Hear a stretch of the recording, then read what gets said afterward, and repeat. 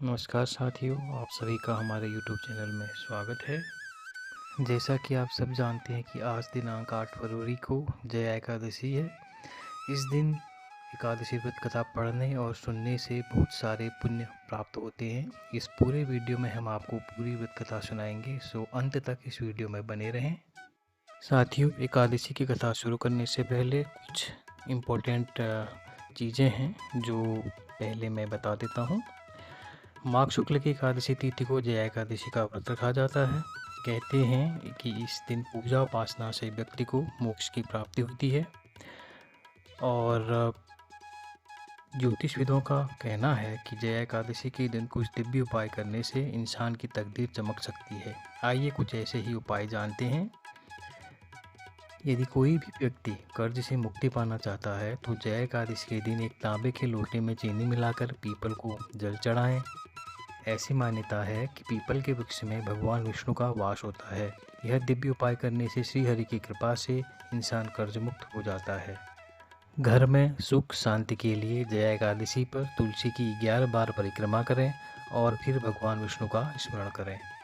यदि घर में पैसों की तंगी है तो संध्या काल में तुलसी के सामने 9 बत्तियों वाला घी का दीपक जलाएं और लक्ष्मी जी के मंत्रों का जाप करें। जया एकादशी के दिन घर में तुलसी का पौधा लाना बहुत शुभ माना जाता है। इस पौधे को उत्तर या उत्तर पूर्व दिशा में लगाना चाहिए। इस दिन भगवान विष्णु का पंचामृत से अभिषेक कराना चाहिए। फिर भगवान को तुलसी दल या तुलसी के पत्ते के को लगाना चाहिए। कार्यक्षेत्र से जुड़ी बाधाएं इससे समाप्त हो जाती हैं। तो दोस्तों, आइए सुनते हैं अथ जया माघ शुक्ला एकादशी की कथा। इस कथा में राजा युधिष्ठिर और भगवान कृष्ण के बीच में संवाद है, जिसमें भगवान कृष्ण युधिष्ठिर को ये कथा सुनाते हैं। तो आइए शुरू करते हैं। राजा युधिष्ठिर बोले, हे कृष्ण, 4 प्रकार के जीवों को उत्पन्न, पालन और नाश करने वाले आप ही हैं। आप कृपा करके माघ शुक्ला एकादशी का वर्णन करिए। उसका क्या नाम है और क्या विधि है। तब श्री कृष्ण जी बोलते हैं, हे राजेंद्र, माघ शुक्ल पक्ष में जया नाम की एकादशी प्रसिद्ध है। ये सब पापों को दूर करने वाली है, उसे मैं कहूँगा। यह पवित्र एकादशी सब पापों और पिशाच योनियों को नष्ट करने वाली है। इसका व्रत करने से मनुष्य को प्रेत योनि नहीं मिलती है। हे राजन, हे शार्दुल, इसकी सुंदर कथा जो पद्म पुराण में कही गई है, मैं उसे सुनाता हूँ। एक समय इंद्र स्वर्गलोक में राज्य कर रहे थे। देवता उस मनोहर स्थान में सुख से निवास करते और अमृत पान करते थे। अप्सराएं उनका सेवन करती थी। वहाँ कल्प वृक्षों से शोभित नंदन वन था। एक समय वहाँ इंद्र ने बहुत प्रसन्नता से 50 करोड़ नायिकाओं से नृत्य करवाया। वहाँ पुष्पदंत नामक गंधर्व गान कर रहा था। चित्रसेन नाम का गंधर्व, उसकी पुत्री मालिनी और चित्रसेन की स्त्री वहाँ आई। मालिनी का पुत्र पुष्पवान और पुष्पवान का पुत्र माल्यवान था। पुष्पवती नाम की गंधर्वी माल्यवान गंधर्व पर मोहित हो गई। कामदेव के पहने बाणों से उसका शरीर घायल हो गया। उसने अपने स्वरूप, भाव और कटाक्ष से माल्यवान को वश में कर लिया।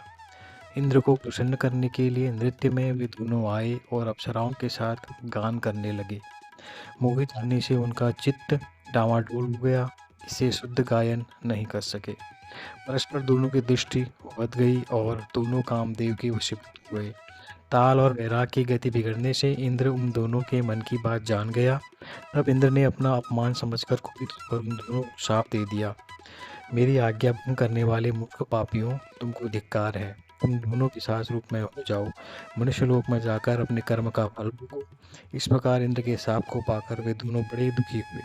इंद्र के शाप से मोहित होकर वे दोनों हिमालय पर्वत पर पिशाच होकर बड़े दुखी हुए। पिशाच योनि से उन दोनों को बहुत कष्ट होने लगा। सांप के कारण उनको गंध, रस और स्पर्श का ज्ञान नहीं होता था। शरीर में जलन होती थी, नींद नहीं आती थी। इस विशाल पर्वत पर भ्रमण करते हुए शीत से पीड़ित दोनों परस्पर वार्तालाप करते थे। आपस में वार्तालाप करने लगे और पिशाच शीत से पीड़ित होकर अपनी स्त्री से बोला, हमने ऐसा कौन सा दुखदायी पाप किया है जिस दुष्कर्म से हम दोनों को पिशाच योनि प्राप्त हुई। मैं पिशाच योनि को कठोर और निंदिक नरक समझता हूँ, इसलिए किसी प्रकार का पाप नहीं करना चाहिए। इस प्रकार वे दुख से घबराकर चिंता करने लगे। दैव योग से माघ शुक्ला एकादशी आ गई।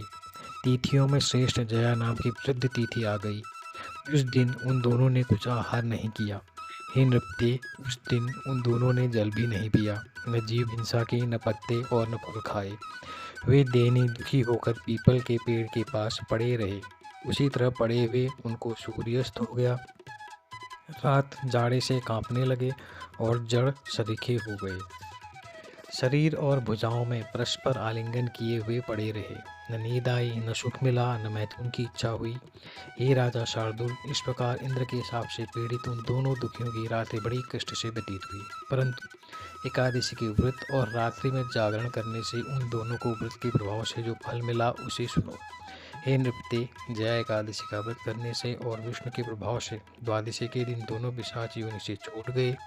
पुष्पवती और माल्यवान पहले की तरह रूपवान, स्नेहयुक्त और आभूषणों से सुशोभित हो गए। वे दोनों विमान में बैठ गए।